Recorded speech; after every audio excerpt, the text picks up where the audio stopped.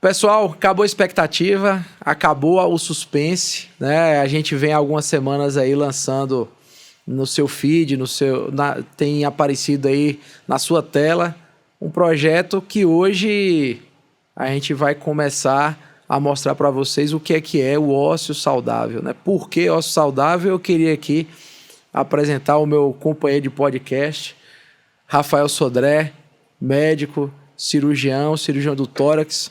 Ô Rafa, conta aí pra gente por que a gente iniciou esse projeto, de onde é que a gente tirou essa ideia? E aí, Vinícius? Então, dar um abraço para todo mundo, né?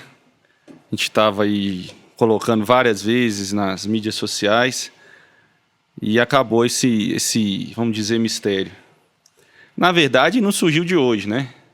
Talvez surgido isso aí há uns 6 para 8 meses, né? Nas nossas andanças aí de alguns trabalhos que a gente vai junto. E a gente sempre fala isso, que talvez não só a gente da nossa área, mas quase todo mundo hoje tem que pensar um pouquinho fora da caixinha. E a gente brinca que muitas vezes é quando a gente está parado lá, fora do nosso trabalho, geralmente num domingão, descansando, que você tira um pouco para descansar, mas é a hora também de você ver alguma coisa, vamos dizer assim, na sua preguiça, você pensar em algo diferente para a sua vida, né? E não só de pensar em diferente, de fazer dinheiro, rentabilizar, né? Mas algo que vai te trazer um bem. Ser feliz, né? Um bem, vamos dizer, espiritual, se for um bem econômico, um bem familiar, que isso é talvez o mais importante, né? E é nesse momento que você tem que ter esse momento para isso. E a gente às vezes trabalha demais, né? Domingo a domingo e não para. Quando para é para dormir e comer, né? E não tá ali se pensando o que você pode fazer, talvez de diferente, né? Exato. Nossa rotina, e falando não só de nós enquanto médicos, mas de diversas profissões, o dia a dia é muito maçante, né? A gente trabalha muito, a gente está focado no resultado do trabalho, focado em metas e acaba esquecendo de pensar e de criar, né? E o momento do seu ócio, o momento de descanso completo, da tela inclusive, né? Apesar de parecer um contrassenso a gente lançar um projeto que vai na sua tela, mas você precisa de um momento de desligar essa tela aí, pensar um pouco em você, pensar um pouco em novos projetos, sair um pouco do seu dia a dia, inovar, empreender em outras áreas, né? Então isso é que faz crescer tanto a sociedade, a cidade, mas o crescimento pessoal e individual enquanto ser humano, né? Com certeza. E quando você busca em sua história isso, lembrando lá de sua infância e tal, primeiro, como é que foi que você escolheu ser médico, né? E depois, de onde você pensou um pouco mais em inovar e sair um pouco do tradicionalismo do seu trabalho, né? Eu pensei em ser médico, na verdade não é aquela história, sempre quis ser médico, não. Eu não venho de uma família que ninguém é médico. Meu pai é até da área da saúde, meu pai é dentista, bucomaxilo. Mandar um abraço aí para seu Lincoln. Cruzeirense também, graças a Deus. Mas foi ali no fim, ali, né? 16 anos, 15 anos. Só que eu pensava também em fazer economia, né? Sempre gostei muito dessa questão de economia, né? E fui para a medicina. Sou apaixonado com a medicina. Depois da medicina me envolvi já na medicina com a parte da cirurgia. Fiz residência de cirurgias, fiz a residência de cirurgia torácica no Hospital Júlia Kubitschek. Sou de Belo Horizonte, né? Moro agora a Conquista até há 10 anos, faz esse ano. Mas nesse meio tempo, até de morar aqui, eu voltei a me interessar de novo pela parte econômica, de economia, mas muito em gestão, né? Tenho um MBA da FGV, em gestão de saúde, e sempre estou me aprimorando. Agora mesmo vou fazer um curso novo sobre Big Data, Machine Learning, do Einstein. Até te convidei para participar. Perfeito. E eu acho que a gente tem que... o médico, a gente forma muito sem ter noção, né? de tributação, econômica, né? Porque é um curso que é feito para, vamos pôr ele para ser médico, né? Medicar, assistencial, mas em momento nenhum a gente tem uma noção de gestão. Verdade. Né? Quando eu olho para minha história, que é bem parecida com a sua nesse sentido, minha família também não tem ninguém de médico, né? Na verdade, eu sou natural de Irecê, né? Lá no sertão da Bahia, moro aqui há 18 anos, eu vim para cá em 2004, quando vim fazer medicina na primeira turma de medicina da UESB, aqui, da estadual. Mas eu decidi fazer medicina no terceiro ano do ensino médio. Minha família, meu pai e minha mãe são contadores, né? Eu comecei minha vida sendo office boy no escritório aos 11 anos. Aos 13 anos tive meu primeiro emprego remunerado, né? Eu fazia atualização de estoque de uma empresa que vendia peça de carro, né? Acessório de carro, aerofólio, spoiler, enfim, som. Então eu entrei para essa empresa, meu pai desde cedo me deu vários cursos de computação, apesar da infância restrita financeiramente, mas ele sempre pensou na educação, né? Então eu fiz curso na época ainda era o MS-DOS, né? O curso de computação, aí fui aprender, fiz curso de datilografia, né? Quem é que fez curso de datilografia da minha faixa etária? Eu fiz, eu digito sem olhar, mas isso meu pai que foi me orientando na época. A minha irmã fez. Aí, tá vendo? A minha irmã é 2 anos mais velha que eu. Eu tenho 37 anos, eu fiz, né? Datilografia. E nessa época que eu fazia estoque da empresa, né? Eu atualizei 5 anos de estoque, né? Que era todo no livro, no livro, né? De fato, trouxe para o computador, para um primeiro sistema deles na época. Eu acho que em 5 meses eu atualizei 5 anos de estoque. Foi exatamente essa relação. E aí, com o dinheiro que eu ganhei, que na época eu lembro exatamente, isso foi em 1999, 98 e 99, foi final de 98 e início de 99, eu ganhei R$800 por esse trabalho. Né? E com esse dinheiro eu comprei uma bicicleta, comprei um relógio e paguei minha matrícula no Colégio Salvador, no Instituto Social da Bahia, que foi recentemente demolido, né, agora, no ISBA. E eu lembro minha matrícula, foi R$200 minha matrícula no Colégio Salvador, quando eu fui estudar o ensino médio lá. E minha ideia desde pequeno, eu gostava e pensava em ser advogado, porque eu achava bonito trabalhar de terno e gravata. Era essa a visão que eu tinha lá, não tinha... do meu núcleo familiar ninguém tinha nível superior, e durante o ensino médio em Salvador, aí conversando mais e conhecendo um pouco mais das profissões, eu decidi fazer medicina no terceiro ano do ensino médio. Quando eu cheguei aqui em Conquista, eu lembro bem dessa história, já contei isso para ele, no primeiro dia de aula eu procurei o Dr. Delano Brito, que era professor meu na época, né? E falei, professor, eu preciso conhecer um hospital. Eu nunca entrei no hospital, não sei como é que é. Eu preciso saber se eu vou gostar disso ou não, porque se não gostar, a hora de sair agora, no primeiro dia de aula. Daí ele me levou no hospital de base na época, fiz um plantão com ele. E dali em diante foi quando eu me apaixonei pela medicina e segui carreira, fiz ortopedia, fiz cirurgia do quadril no Paraná, né? Voltei, fiz mestrado em saúde coletiva no Instituto de Saúde Coletiva da Bahia, né? Lá em Salvador. Já fiz gestão hospitalar, fiz um MBA, na verdade, na área de administração. Então, comecei a fugir um pouco desse tradicionalismo aí. Não pode parar. Agora a gente... vamos falar também como é que vai ser a ideia, né, Vinícius? Sim, o que a gente está pensando, né? É lógico que por ser 2 profissionais da saúde, então a gente vai realmente nossos temas, nossos focos, a gente vai pensar muito em inovação, né, gestão, convidar pessoas, referências nessas áreas, né, de gestão, empreendedorismo na nossa região, na área de saúde, no Brasil, né? Exatamente, sempre tentar trazer, nós vamos trazer aqui para entrevistar, bater papo, na verdade. Na verdade é um bate-papo, sem formalidades. Sem formalidades, né? Sem formalidades. Grandes formalidades, né? É um bate-papo, mas sempre pensando em aprendizado. Exato. Né? Porque um pequeno bate-papo que você tem, quando a gente conversava com os tios, avós, já era um aprendizado. Então, o bate-papo também é um aprendizado, né? A ideia é trazer pessoas que realmente tiveram uma formação interessante, mas que mesmo com essa formação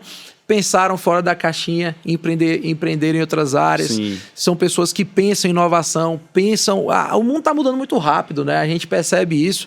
E se a gente ficar preso no tradicionalismo, a gente vai ficar para trás. Então, você aliar o tradicionalismo, você aliar a questão espiritual, familiar e ainda trazer a inovação para dentro da sua vida é uma coisa difícil de administrar, né? Então, esse bate-papo é nessa tentativa, né, de você trazer um pouco dessa inovação para dentro da sua realidade familiar, pessoal, de trabalho e tentar casar isso de forma saudável. Daí vem o nome ócio saudável.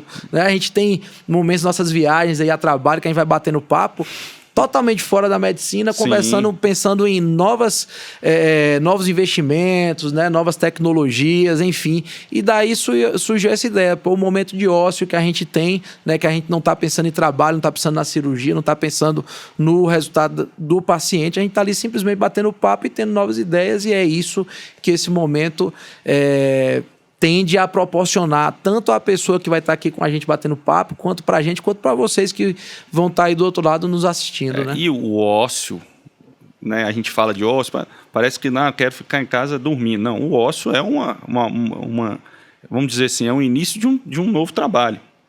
Né? A gente fala, o Tony quer falar o ócio saudável, é a pessoa parar para pensar. Vamos dizer assim, né? A gente pensa o tempo inteiro, mas é parar para pensar, será que esse rumo que eu estou aqui é esse lugar que eu quero ir? Eu vou chegar no lugar que eu estou querendo? Né? Será que isso que eu estou fazendo, o que vai me dar daqui 15, 20 anos? Como é que eu vou estar? Né? Porque a gente sabe como é que é a carreira. Né? Hoje você está aqui, amanhã não sei se eu vou estar aqui.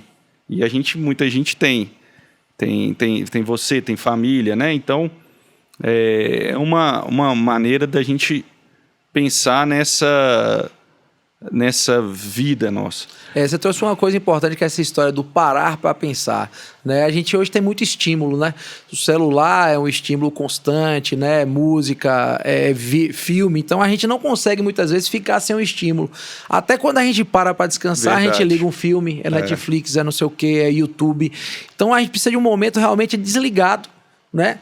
E pensando de forma orgânica, natural, sem nenhum estímulo, né? Ali com o som ambiente, o som da natureza, enfim, do que você gosta de fato, né? Tem gente que gosta de ouvir o mar, tem gente que está ali, gosta de ver a natureza, tem gente que simplesmente gosta de ficar sozinho no quarto, em silêncio, enfim, mas você precisa desse momento sem estímulos externos para que você possa ter o seu momento de criatividade, né? O momento em que você vai desenvolver algo.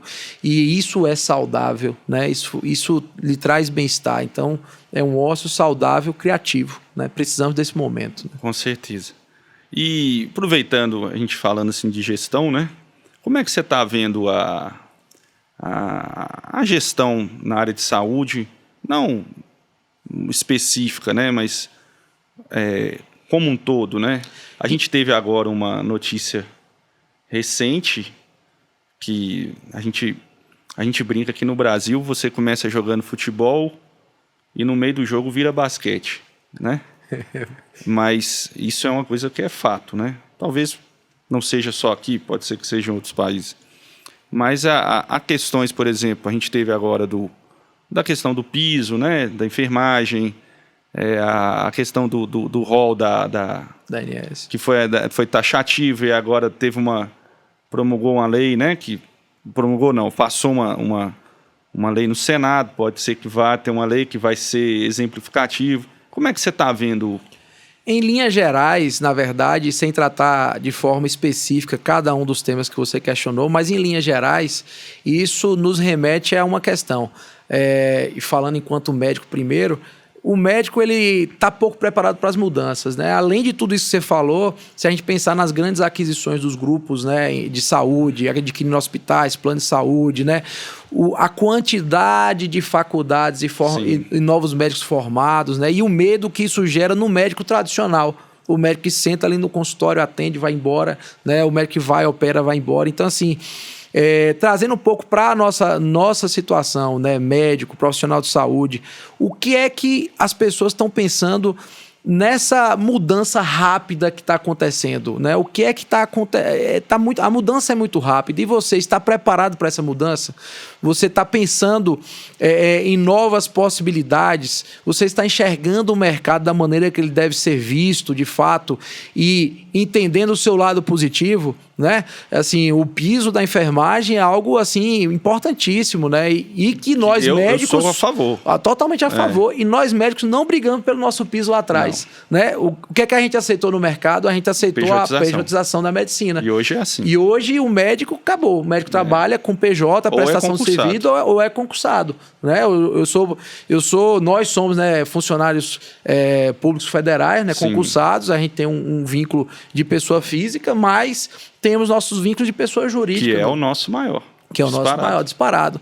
E a enfermagem, de forma correta, né, se reuniu enquanto classe e exigiu os seus direitos. E o médico simplesmente ficou parado no tempo, né? Cada um olhou para o seu umbigo, não pensou de forma coletiva e estamos aí onde estamos hoje, né, com o mercado avassalador e que a gente tem que o tempo todo pensar em alternativas, né? Nós temos que ter alternativas e eu acho que o que diferencia os médicos hoje no contexto de trabalho são as alternativas que você dá à sua profissão, né? Eu acho que a gente se inclui, né, nesse grupo de médicos que pensam um pouco além, né, do que está acontecendo, além do trabalho do dia a dia, e a gente consegue ter, vamos dizer assim, saídas dentro desse mercado que é um mercado difícil. Não, né? É demais, né? E a gente talvez não seja tanto a nossa, porque a gente é mais a questão cirúrgica, né? Tem procedimento, mas eu vejo um médico hoje que se forma e aí ele tem que, por exemplo, um clínico, por exemplo, um cardiologista, vamos pôr um exemplo mais fácil, um cardiologista, e ele tem que abrir o consultório dele.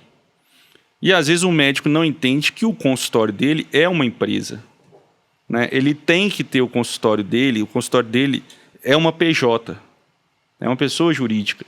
E essa pessoa jurídica não pode dar prejuízo. Agora, não é o normal. O que o médico faz?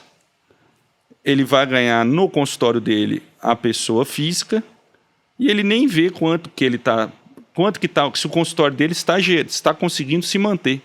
Então, vamos supor que a média, né, de consulta hoje, por exemplo, eu atendo numa clínica que ela ela me cobra, né, não estou falando que está errado, está certo, 30% do meu HM, né?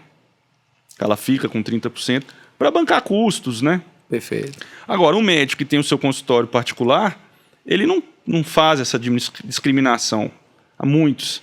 Será que ele tem ali um controle de caixa, um demonstrativo? Muito provavelmente não. Financeiro? Será que o consultório dele está sendo viável? Será que não é melhor ele atender numa clínica dar esses 30%? O médico ele não pensa como gestor, na grande maioria das vezes. Na verdade, ele não aprendeu a pensar como gestor. Na formação nossa, não tem. Nossa formação médica não tem a formação de gestor. E ainda são poucas universidades que têm isso. Exato. Eu acho que a gente pensa um pouco assim pela origem nossa fora da medicina. Né? Mas o médico que com uma formação muito tradicional, na família de médicos, dificilmente ele vai ter um pensamento de gestor, né? Então, isso que você está falando, que para a gente é muito claro, às vezes, para quem está ali do outro lado nos assistindo, é algo totalmente novo, né? Poxa, como é que eu vou pensar meu consultório enquanto empresa, né? O que é isso? Eu vou cobrar de mim mesmo, né? Às vezes ele não sabe que a funcionária ou mais de um funcionário que ele tem lá na frente, se ele tiver que demitir, vai ter uma rescisão. Altíssimo. A empresa dele tem caixa para pagar essa rescisão? Ou né? Ele vai tirar do bolso. Vai tirar do bolso. Vai tirar do PF. Exatamente. Então, CPF, assim, pessoa física. Esse pensamento de gestão é um pensamento que nós médicos, né? Eu vou falar de médico, porque eu sei que a gente não tem essa formação. A gente não tem essa formação. Não, e eu tenho um colega, às vezes ele vai até se identificar aqui. Não posso falar o nome, mas ele tem uma clínica muito boa aqui.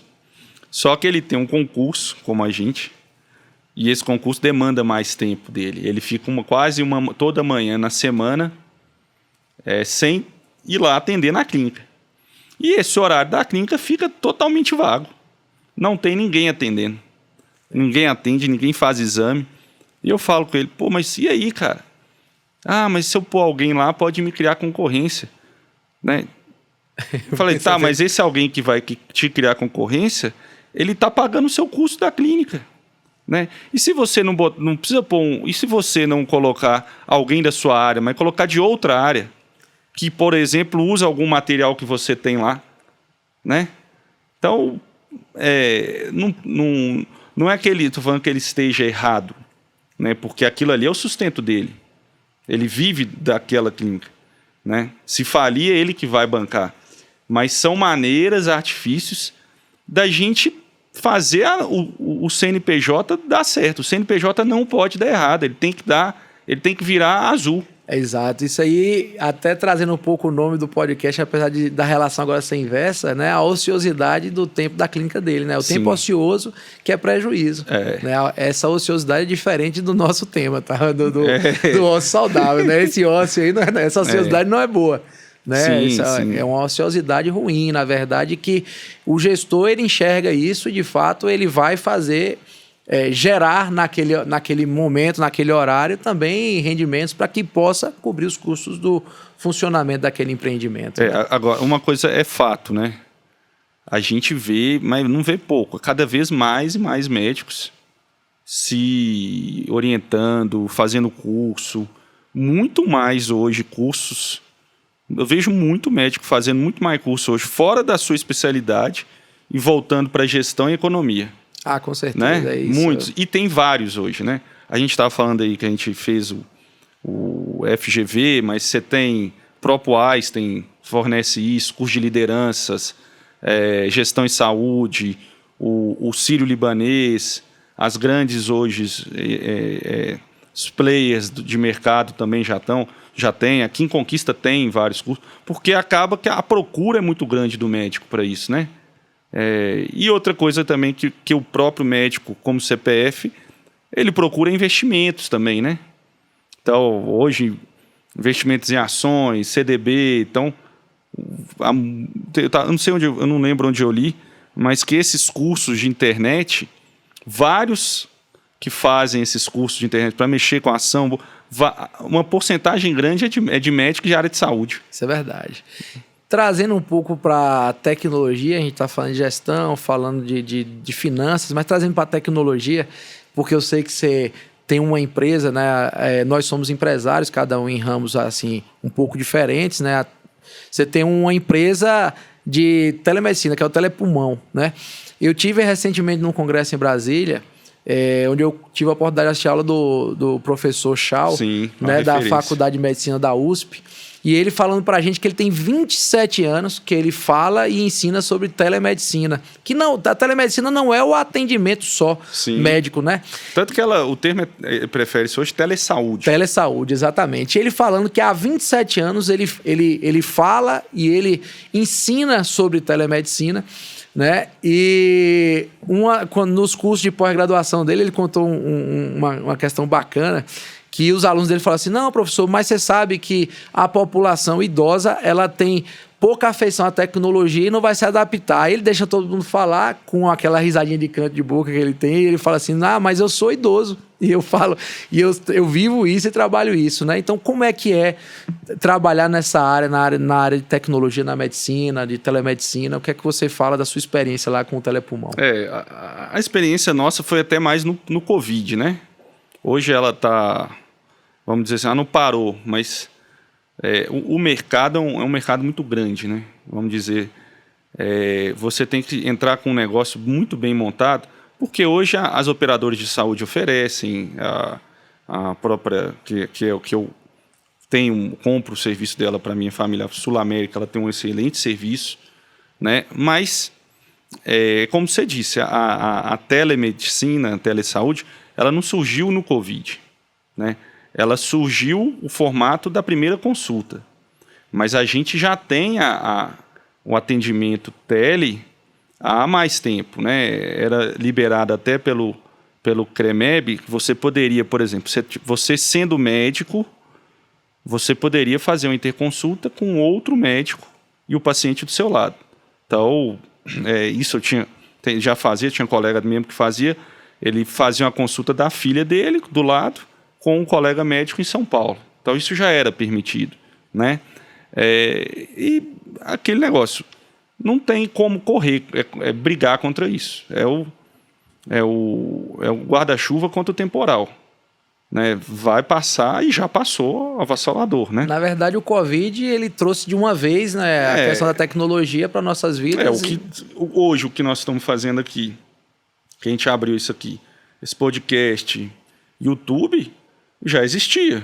Você concorda? Mas o Covid fez alavancar isso. Impulsionou a tecnologia. Então, eu acho, assim, na minha opinião, é algo muito sadio, excelente. É lógico que tem algumas áreas da nossa,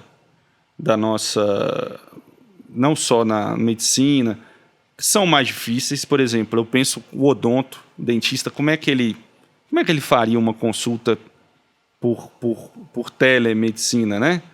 Mas o avanço vai acontecendo. Hoje você já tem um aplicativo que ele faz o exame de fundo de olho. Então, o paciente ele está lá com o oftalmo, ele vai botar o aplicativo, o cara recebe lá na hora. Né? Na verdade, tem cabines hoje, inclusive, que dão muito mais do que isso. Japão, né? O Japão tem essas cabines. Ele faz o rastreamento do câncer de estômago por essas cabines. Então, eu acho que é o futuro. Não tenha dúvida disso. Né? Agora, o que a gente tem que tentar é ter regulamentação. Porque sem regulamentação começa a ficar... Né? E algumas coisas que a gente também tem que abrir. A nova regulamentação estava querendo que fizesse telemedicina só com o paciente que está no seu estado. Não tem lógica. Não tem lógica. Porque, vamos pôr aqui a gente está aqui em Conquista. Quantos pacientes que você não atende que vêm do norte de Minas? É inúmeros. Então aí você não poderia atender esse paciente? Se ele está... Então, para mim, o pensamento é o mesmo. Não tem lógica eu estando aqui em Conquista eu não poder atender um paciente que está em Minas Gerais. Né? Não tem lógica. Senão não vai ter, não tem o porquê de ter a telemedicina. Né? Então, eu acho que a gente precisa, infelizmente, a gente está um pouco... O pensamento está um pouco arcaico. A gente tem que avançar mais, mas já avançou demais. Né? Tanto que hoje a gente vê aqui hospitais, tem serviços aqui em Conquistas, não só pequenos como o que a gente criou, mas grandes players já tem, e não vai fugir muito disso, não. Nessa questão da telemedicina, foi engraçado que nesse congresso eu estava sentado, por acaso, do lado de Dona Laura Ziller, que é do Monte Tabor, na época São Rafael, quando eu fui de lá residente, e ela conversando comigo que a primeira experiência de telemedicina que ela viveu foi na época da Guerra da Bósnia, onde estavam os médicos lá no fronte de guerra para tratar os pacientes de forma cirúrgica ou não cirúrgica, enfim. Tinha uma câmera lá, onde eles transmitiam ao vivo para médicos que estavam do outro lado, em outros países, orientando o que fazer naquelas situações, né? Quer seja fratura exposta, quer seja trauma abdominal, enfim. Então, já era uma experiência ali rudimentar de telemedicina. E o 5G vai alavancar isso tudo, né? A gente não pode ser inocente nisso. Tanto que a China, ela já fez cirurgia telecirurgia. Já foi realizado na China, né? E foi a distância de 1.000 quilômetros. Eu não lembro bem, eu tenho até esse vídeo em casa, no computador, mas acho que foi um procedimento de coluna. Né? E o outro, o cirurgião operou não sei se foi um cachorro, mas ele tirou a vesícula de um cachorro. Mas uma distância de 1.000 quilômetros. Aí, na verdade, você precisa do 5G. Né? E o avanço, e volta ao que a gente falou, o avanço da robótica, com machine learning, esses big data. Então, realmente, o médico é uma transformação muito grande. Não só vamos dizer, não só a gente for contratualização, mas é o dia a dia da área de saúde, muda-se demais. Você está hoje aqui, estou trabalhando por um serviço, esse serviço é comprado pela empresa que é uma multinacional, né? E aí, como é que eu vou me adaptar nisso? Né? Então, não é fácil, não. Não é fácil, não, mas é que a gente tem que estar preparado para essas mudanças, né? E daí estar antenado em tudo que que vem, né, de fato, junto com essa tecnologia, com o 5G, com o metaverso, né? Sim. A gente fala de metaverso, o metaverso está aí, é uma realidade, na verdade. E já tem na área de saúde. Já tem. Já tem farmácias que já estão com metaverso. Empresas de farmácias. Exato, você vai lá, Entra coloca lá, seu óculos de realidade virtual, vai na isso. farmácia, escolhe, compra, eles entregam em casa. Isso aí, já então, tem. Assim, de fato, assim, a tecnologia ela está invadindo o nosso dia a dia, né? No bom e no mau sentido. Claro. Né? E a gente tem que estar preparado para as duas vertentes e estar pronto para se adaptar de fato. Né? E aproveitando esse gancho, você está falando de tecnologia, não que não seja tecnológico, mas eu queria que você contasse aí, a sua experiência aí é totalmente fora da medicina, né? Com a questão do seu empreendimento do café, né? Ah, legal. Porque um médico que está mexendo com algo que não é da sua, vamos dizer assim, não é da sua alçada, você não tem essa formação. Exato, é totalmente fora, na verdade. Onde partiu essa ideia, né? A família e minha esposa, né, meu sogro especificamente, ele planta café há 35 anos, né? E eu entrei na família em 2008, né? Tem bastante tempo que eu comecei o relacionamento. E conheci, né, o plantio de café, que eu nem conhecia de fato quando eu vim para a Conquista. E sempre percebi o amor, né, de Isaías ali, meu sogro, com a questão do café, da cafeicultura. Foi professor seu. Foi meu professor na faculdade. Ele é médico também, endocrinologista, foi meu professor na UESB, né? E ele tem um amor pela questão da cafeicultura. E a gente, de fato, começou a participar um pouco mais dessas discussões. Em 2009, minha esposa, Ana Paula, ela resolveu fazer uma floresta, na verdade, aqui, né, aqui em Conquista mesmo, a propriedade, fez uma floresta de cedro e mogno, consociada com café. Algo fantástico, é lindo, né? Tem 12 anos já de floresta, algo que se você olhar pelos aplicativos como o Google Earth, por exemplo, você não vê mais o café, você só vê a floresta, e lá é um negócio bem bonito, bem fechado, assim, onde a gente vai abrir para visitação, inclusive, no futuro, próximo, né? Tá perto disso acontecer, mas que a gente começou com a questão da floresta e a gente foi entrando mais na questão da produção do café. Em 2018, foi um ano que a gente teve um clique grande para chegar na ponta do negócio por um grande prejuízo que a gente tomou no agro, né? A gente teve uma produção bem alta de café, isso foi a nível mundial. E aí o preço caiu. Exatamente. Não pagou os custos, tomamos um prejuízo grande. A gente falou, o que a gente pode fazer para equilibrar o agro, né, com a questão financeira? Vamos até a ponta do negócio. Fizemos uma viagem específica para conhecer outros produtores de café, pessoas que tinham marcas, né, enfim. E aí a gente criou a marca, né, o Café Reserva do Vale. E desde então a gente vem crescendo a empresa, aprendendo, né? A gente lançou de fato a marca o ano passado, né? Em maio do ano passado a gente lançou a marca, apesar de ter criado a marca em julho de 2018, a gente criou a marca Reserva do Vale, mas lançamos no mercado ano passado, né? De forma mais segura, já consolidada, né? Para que a gente possa entrar e realmente não sair, porque o grande detalhe das empresas no Brasil é que um percentual muito alto das empresas elas abrem e fecham, né? Por questões tributárias, por questões administrativas, né? E sem isso aí também, né? Que você falou, sem planejamento, exatamente. Sem planejamento. E não é barato empreender e investir no Brasil, não é barato.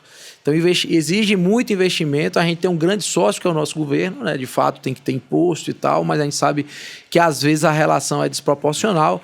Então, existe muita taxa, muito imposto em cima, mas entramos no negócio, fizemos uma marca muito bacana, trouxemos a história de Conquista de volta, né? A gente está aqui junto com outros produtores locais, né? Aqui do Planalto da Conquista, Barra do Choça, Barra Nova, enfim, trazendo de volta essa questão do café, tentando trazer o turismo do café de volta para a Conquista. Conquista, para quem não sabe, as pessoas pousam aqui para ir para Chapada, para ir para outros lugares, tiraram os voos do domingo daqui praticamente, todos, por conta disso, por falta de público, e de fato a gente quer trazer de novo o turismo para a Conquista, para que a gente já tem um turismo, a gente já tem uma questão gastronômica importante na cidade, né? Muitos bares e restaurantes muito bons, né? De fato, então trazer essa gastronomia, a parte de vinhos, né? O consumo de vinho na cidade é alto, né? E a gente tem tem algumas vinícolas na Bahia importantes, né? De fato, Conquista não tem, mas na Chapada tem. E o café, que sempre foi tradição da cidade, ficou um tempo esquecido. E, de fato, nós, enquanto produtores, a gente está chamando os outros produtores da região para que a gente possa, de novo, incentivar o vocês hoje café. Vendem... Quanto você tem essa? A gente cresceu bastante, né? A gente não está só em Conquista, né? Nos supermercados em Conquista. A gente está em Salvador. Salvador, inclusive, hoje é o maior mercado que a gente tem, né? A gente cresceu bastante em Salvador. É um café especial, né? 100% arábica. Então, é um café... no linguajar, assim, você vai entender mais quando eu falar que é um café gourmet. Apesar de que o especial, ele é um pouco... tem mais qualidade um pouco na pontuação do que o gourmet. A gente tem café gourmet também, né? E Salvador a gente cresceu bastante, já estamos em Feira de Santana, Recôncavo, e a expectativa aí que mais 4 anos a gente esteja bem consolidado na Bahia para que a gente possa, de fato, expandir a marca para todo o Brasil, né? E agora tá bom, né? O café a saca tá boa, né? Eu estava explicando isso hoje, por acaso hoje me perguntaram isso, poxa, agora você está surfando que o café está no preço bom, mas tem que lembrar que o café, enquanto commodity, ele está num preço bom porque tem pouco café no mercado. Sim. Né? Então, se tem pouco café no mercado, é pouco café para todo mundo. Então, a gente produziu pouco café. Né? Exatamente. Então, o seu não é... Você não... Vamos dizer assim, você não exporta tanto, você ensaca, né? A gente até então exportava mais do que torrava, a gente está numa fase de transição, a gente já está torrando mais do que exportando, e a expectativa é que em pouco tempo o nosso café seja para o consumo da própria empresa, né? E de fato a gente... o mercado interno no futuro... Exatamente. Sim. Mas já temos procura, inclusive, do nosso produto final já para exportação. Já tem alguns países que conheceram o nosso café nas feiras. A gente participou de algumas feiras em Salvador, né, e fora de Salvador, que as pessoas puderam provar o nosso café, né, e estão em contato com a gente querendo levar o nosso café para a Europa já enquanto produto final. Mas essa negociação é mais difícil, né, porque existe muita taxa, muita sobretaxa, muito imposto em cima, né, quando a Europa fala em importar um café produto final, né? Eles têm interesse. Tem essa briga aí eles têm interesse no... Porque agora mesmo o negócio do Mercosul pode ser que não vá para frente, né? O Mercosul, União Europeia. Então, ainda é um mercado... Ainda é uma área de indefinição, né? Vamos dizer assim. Exatamente. Mas pensando no nosso projeto, assim, eu acho que para a gente fazer essa apresentação e, de fato, acabar com essas expectativas, a ideia vai ser essa, é um bate-papo descontraído, levando... A ideia é semanal, a gente sempre ter uma visita, uma pessoa... Às vezes pode ser que não seja, né, da área de saúde, mas a gente vai sempre tentar focar nessa questão da inovação, empreendedorismo, o fora da caixinha, né, e sempre lembrar que vamos ter o podcast, mas vai ter o canal do YouTube também, né? Vamos estar em todas as plataformas possíveis. Vamos estar em redes sociais, anunciando tudo. A ideia é trazer para você, né? E receber dicas também. Exato. Isso aí para mim a gente vai abrir um canal para isso, né? Para que a gente possa também receber o feedback do público, né? E direcionando nesse sentido, a gente tem que... E aprender também. Aprender junto, exatamente. E a ideia é trazer para você que está aí nos assistindo um momento em que possa também te dar ideias, né? Que você possa sair da caixinha, possa empreender, possa ter novas ideias, né? E, já estou pensando em mexer com café já. Bora, vamos crescer junto. Porque, né? Tô pensando já. Já me deu a ideia já. Eu só não vou torcer pro Cruzeiro. Isso não é pra qualquer um, não. Só time de Série A. Né? Todo mundo... Você vai falar o seu time? Eu sou Vascão. Vamos voltar pra Série A também, né? Tamo junto na Série B. Vamos ver. Não sei, não. Não vai... Porque aqui, né, pode ser que na época lá não subiu, não. Vamos ver. Mas, de fato, gente, é isso. A gente tá lançando aí o podcast, canal do YouTube, né, o Ócio Saudável, visando isso. Bate-papo de empreendedorismo, tecnologia, inovação, saúde, dicas, né? Enfim, isso. Vamos crescer junto nesse projeto aí semanal e a gente conta com a audiência e a presença de vocês aqui. Isso aí. Obrigado aí a todos. Vamos para os próximos capítulos. É isso aí. Um abraço e acho que foi um pontapé muito legal. Foi. Pontapé foi inicial legal. Bom ócio a todos. Bom ócio.